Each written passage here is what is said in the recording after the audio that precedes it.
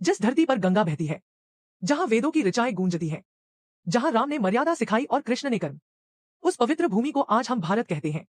लेकिन क्या आपने कभी सोचा है, भारत को भारत क्यों कहा गया और हिंदुस्तान नाम कहां से आया? आज हम जानेंगे भारत के इन 3 महान नामों की पूरी कहानी। भारत, हिंदुस्तान और इंडिया। भारत नाम का सबसे प्राचीन और पवित्र उल्लेख हमें हमारे वेदों, पुराणों और महाकाव्यों में मिलता है। पुराणों के अनुसार राजा भरत महान सम्राट दुष्यंत और माता शकुंतला के पुत्र थे।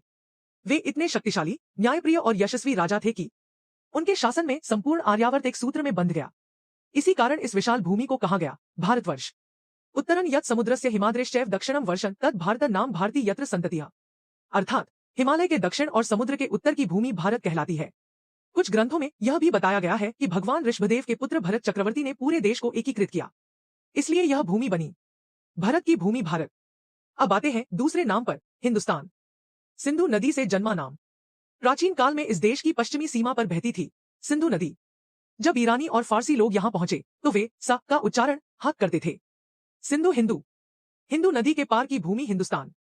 हिंद सिंधु नदी, स्थान भूमि, इस प्रकार बना हिंदुस्तान। अब तीसरा नाम, इंडिया। ग्रीक और रोमन सभ्यताओं ने सिंधु नदी को कहा इंडस। इंडस नदी, इंडस की भूमि। ब्रिटिश शासन के दौरान यह नाम आधिकारिक रूप से प्रयोग होने लगा।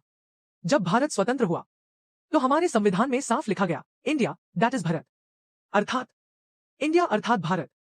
यह बताता है कि भारत हमारा मूल, सांस्कृतिक और आत्मिक नाम है। भारत केवल नाम नहीं, पहचान। भारत कोई साधारण नाम नहीं है। यह त्याग, तपस्या, ज्ञान और संस्कारों की भूमि है। यह वह देश है जहां ऋषि ध्यान करते थे, गुरुकुलों में शिक्षा मिलती थी और वसुधैव कुटुंबकम की भावना जन्मी। तो अब जब कोई पूछे हिंदुस्तान को भारत क्यों कहते हैं, तो गर्व से कहना, क्योंकि यह भूमि राजा भरत की धरोहर है, सिंधु की सभ्यता से जन्मी और सनातन संस्कृति की आत्मा है। जय हिंद, जय भारत।